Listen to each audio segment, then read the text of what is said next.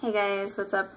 This is another twin flame video from my twin flame series, and if you haven't seen some of my other videos, I would suggest watching those if you're inspired. It's kind of nice to watch oldest to newest, but you might not need to watch them all.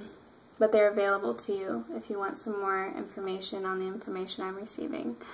I wanted to make this video on what the runner is going through.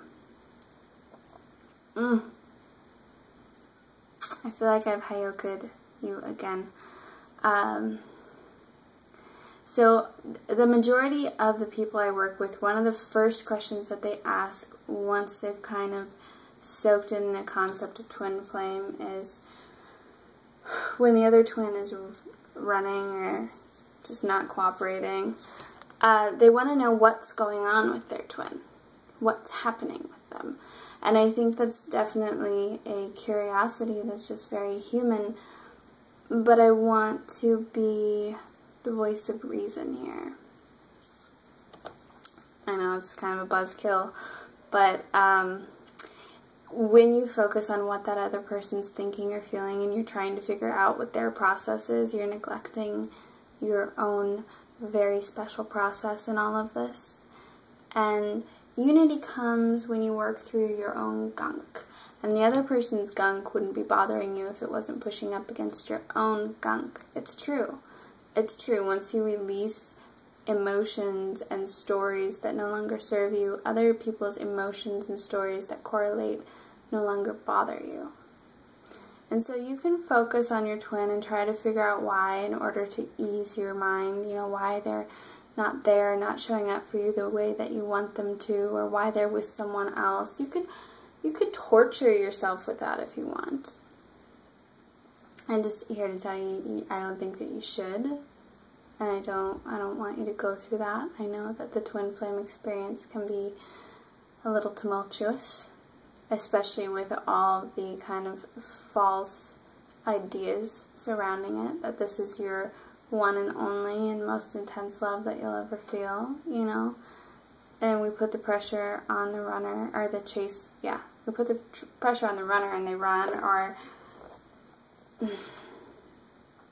they just feel it. They feel the divinity that's available. They feel that they've come in contact with something that is asking them to go to the next level. And the funny thing is oftentimes the people who are the chasers, the pursuers, the ones who watch this video and are like, why is he running? You guys are neglecting your work by focusing a lot on what your twin's work is and what your twin's situation is. So you're avoiding the work and he's avoiding the work, or she's avoiding the work. You're just doing it in totally different creative ways. Because we get really creative with how we avoid things. That's cool. That did something to the lighting. So that's what I want to say. I could probably go on and on and on, but there's no point in that. I think that the most important thing to take away from this is about you. And the more you try to make it about them, the more pain you're going to feel. This is about you, and this is an opportunity for you to expand, for you to feel deeper levels of love than you have ever felt in your life. And I'm not talking about it from other people. Even though you're going to feel more love from other people through this, you're going to feel that deep, enriching, enlivening love of your own if you stop clicking on videos like this that try to explain your twin and what they're doing and what they're up to. It's good to kind of grasp, okay, they're not in it right now. They've sparked this in me. What am I going to do about it? And what do I have to clear and fortify and renew within myself?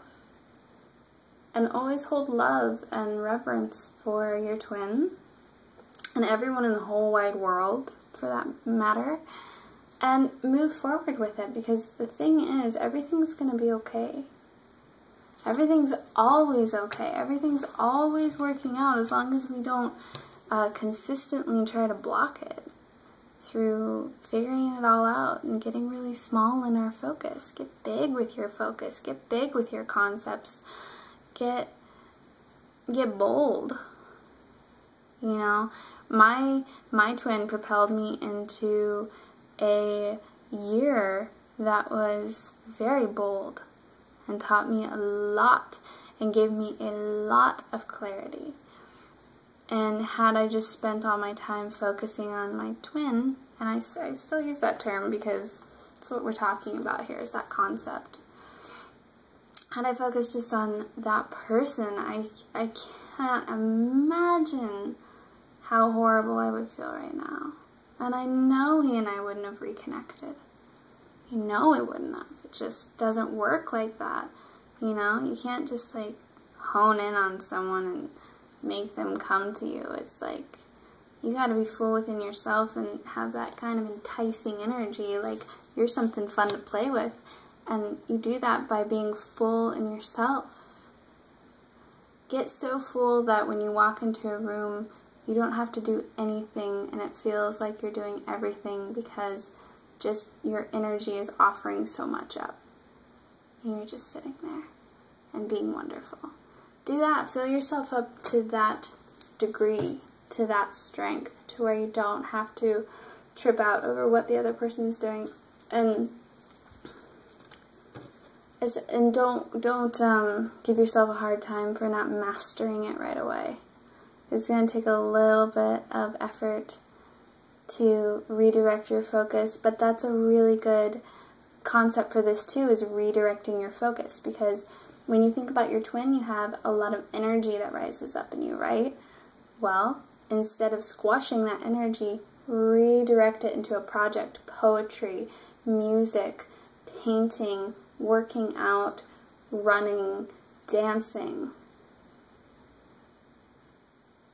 Whatever you're trying to do in this world, allow this energy to support you and don't squash it down. And don't wait around, because this is a very valuable time when you've been ignited. You've been ignited to go use the fuel that's being given to you right now and just see what happens with your life. And I promise everything's gonna be okay. Always alright.